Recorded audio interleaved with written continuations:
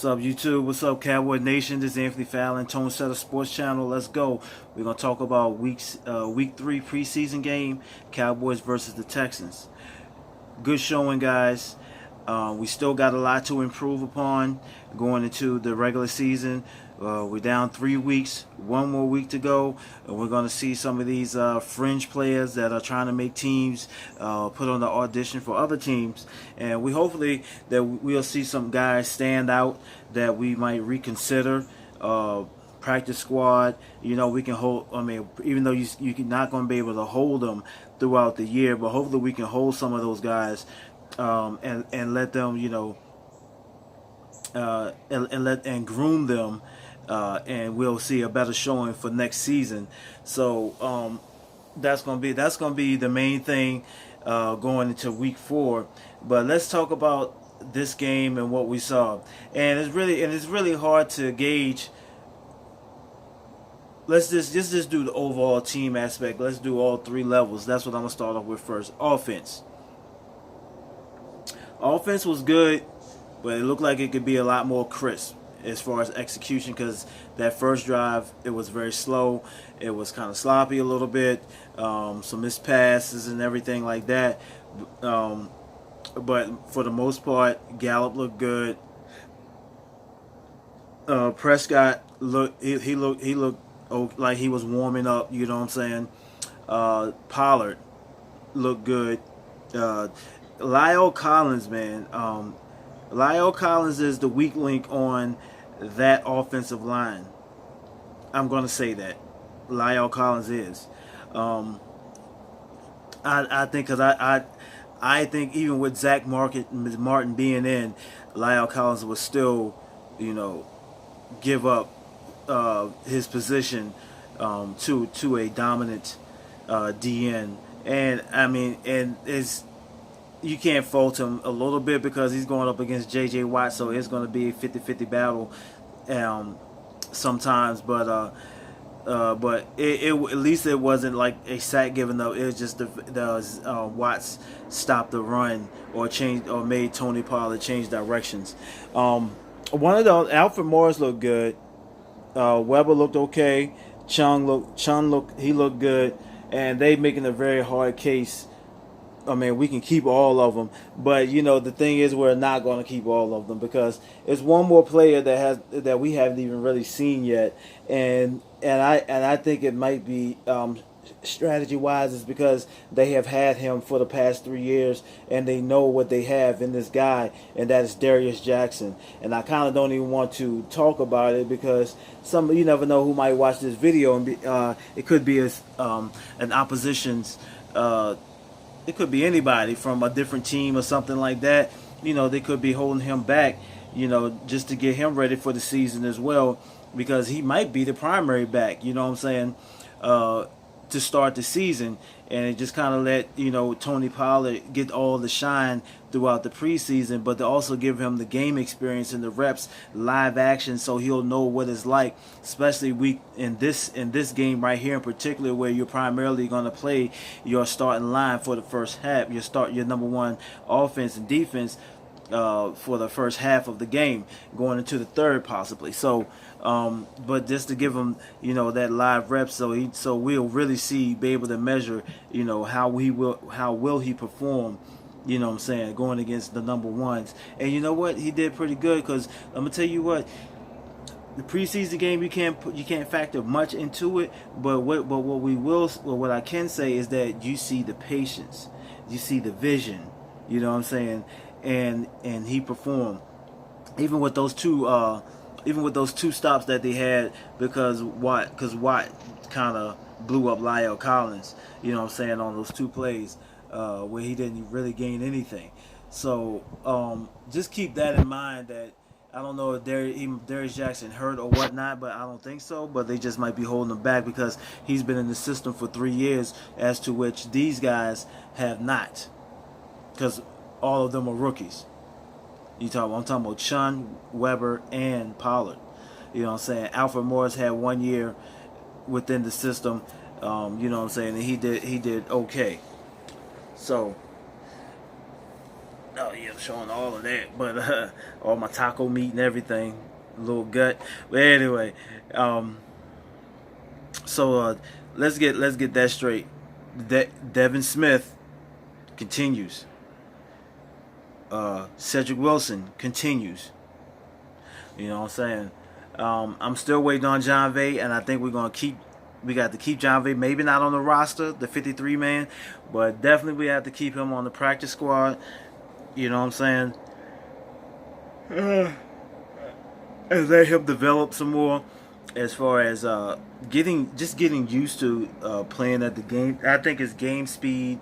Um, just getting comfortable playing on the pro level. That, yeah, I mean, not, I don't think that, you know, the game is too fast for him, because we see that he has potential, game breakaway speed, run after the catch in his highlight reel for Toledo. I think, yeah, Toledo. I think this way, was it Toledo, or was it what's the Tulsa? Yeah, yeah, because Tulsa been they got some horses, man. Year after year as of late, but I think it's Tulsa. Yeah, but anyway, somebody can correct me on that. I'm not quite sure. I'm just firing off top of my head right now. So okay, let's switch over to the defense. Defense looked good, and I don't know if it's just because Texans' offensive line was just that bad. Respects to Lamar Miller, you know, and this, you know, as a football fan, it's a disservice to Deshaun Watson that this team has not put an offensive line around him so that he can be at his best, so that the offense can be at its best, because even with the sloppy line that they have, they're still producing. They're still a threat, you know, and they will win some games, you know, due to the fact that they do have a solid defense and some stud wide receivers, you know, particularly Hopkins. Now, with the running back situation for the Texans, I don't know. They might trade Zeke. They might trade for Zeke. I don't know. I was just joking. No, I'm just joking. But anyway, but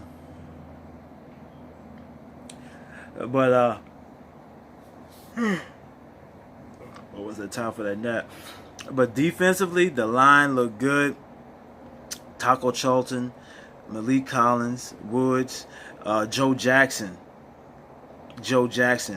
I saw him disrupt a little bit too. I mentioned his name last week. Curry Hyder, absolutely, still standing out. Donovan Wilson.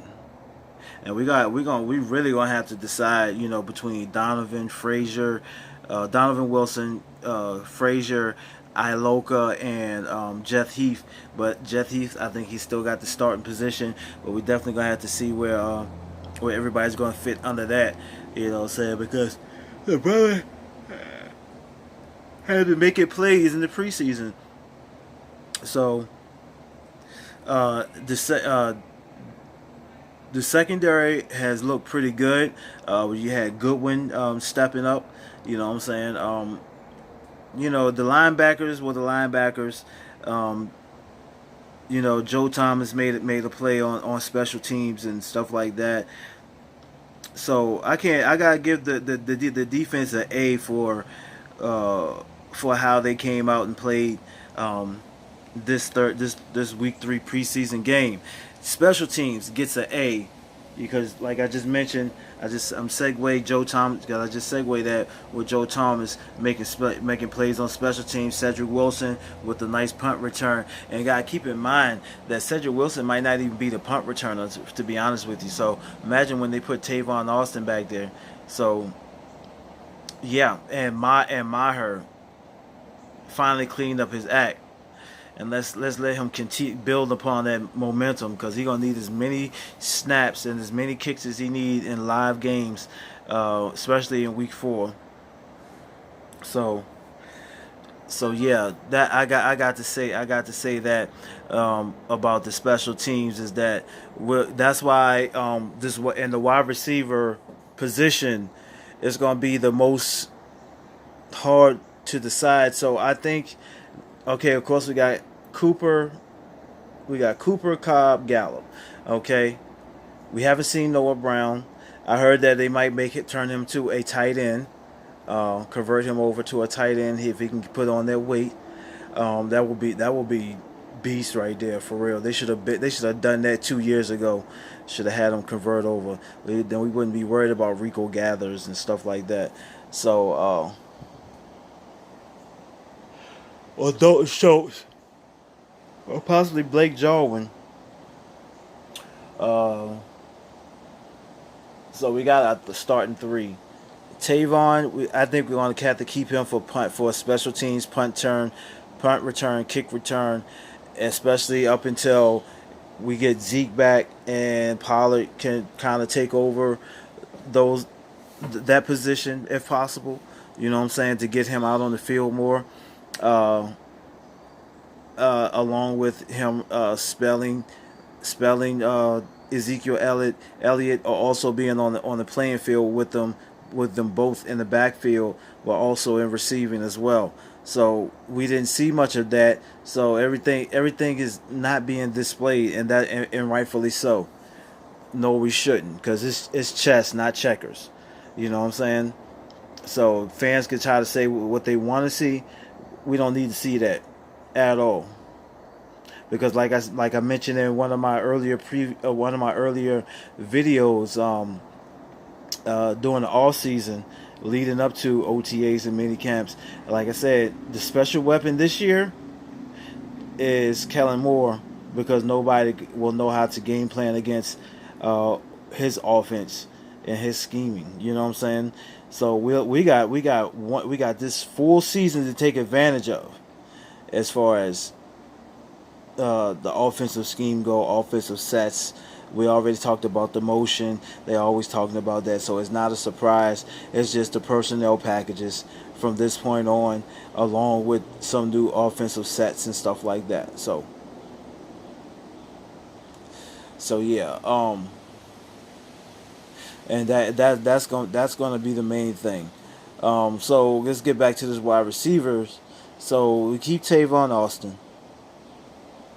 Noah Brown, we don't know, but they like him, so they might keep him. Okay, so that's five right there.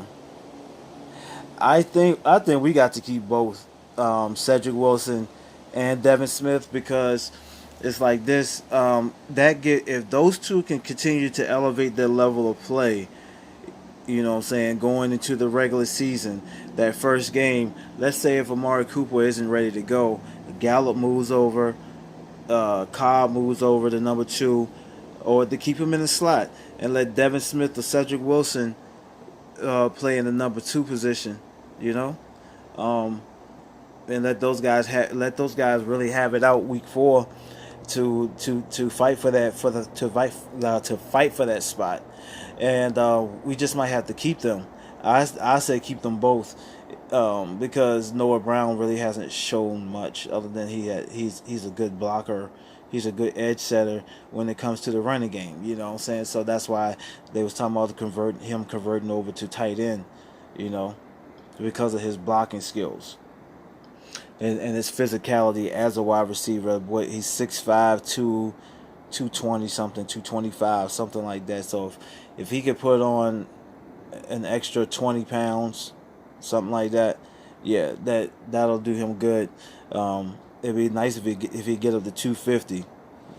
If he could add that much on, if he add 20 to 25 pounds or even 30 pounds, yeah, that would be awesome, man. With his already God gifted skill set as a receiver, but also blocking as well. So that'll be good. So it's gonna be interesting to see, you know, who's really going to get cut here, because we still haven't seen much from like Michael Jackson Jr. You know, we have a very good problem of them making it so hard for us to trim it down to 53 men. And I gotta congratulate you guys, but y'all still have one more week to prove yourselves to those who's on the fringe. You know what I'm saying? Even Mike White, I think we're gonna have to let Mike White go back to the practice squad. you know, so we can make more extra room because Frank from was it Luke Gifford comes back. I don't know why I keep saying Frank. Luke Gifford, when he gets healthy, we're just gonna have to keep him. We're gonna have to get rid of, make it a two quarterback thing. Uh, Cooper Rush pretty much established himself on that because I got to give him props. He looked good with the first team. Um, um, but still, hopefully it will never be a long term situation for Cooper. You know, a game at the minimum, and hopefully never that Dak Prescott just stays healthy. Um, but yeah, Taco is making his case. And like I said before, it was time for you to take advantage, and he's taking advantage of his opportunities. Actually, and he's outplaying Dorrance Armstrong, and if he keep this up, he might be able to outplay Quinn. To be honest with you, and Quinn they can just rotate him and Quinn at the right end, but also like I said, Hyder as well. So somebody's going to go on the defensive line. Like I said, trade Tyrone Crawford. You know, he's not going to be no third round pick. You're not going to get it, but you can get a fifth, maybe a fourth, fifth, sixth, seventh, round pick out of him. But I would say between 4 and 6, and you can get some quality draft picks in that area. I mean, some studs, man. You can find a diamond in the rough for next year. So, I'm sorry, I hate to see him go. I know he's like a captain, emotional leader of the team, but I just think that it's the best situation. You know what I'm saying? So, I mean, it's just best because you got some young guys that you can coach up and that can really get some playing time in, and they'll get better as they gain more game experience. Sorry, y'all, I'm yawning, but it's time for me to take that nap. So I gotta give special teams an A, defense an A, and offense a B. You know, a solid B. But there's room for improvement. Keep the momentum, guys. Oh, I know it was one thing, but keep the momentum. Let it go into the 4th week preseason. Y'all younger guys, make y'all case. Play John V. Johnson. Let it go, man. Mike White, let it go. You know, because your livelihood is on the line. I know it will mean a lot for y'all to actually make the team. You know, Chun, Mike Weber, yes. Keep it going. Keep it up. And really that's about it. So, but I'm just go ahead and make this last point. I'm going to say this, and it may sound premature because we still got a week to go in preseason and stuff like that. But what I'm seeing, that's the difference, is turnovers, and that's something that you can carry into the regular season. That ride that wave and ride it high. And when we start seeing the turnovers, that's a very good indicator that a team is arriving, especially the defense. You know what I'm saying? Especially the defense. And if this defense keeps up the turnovers, the sacks, the forced fumbles, stuff like that,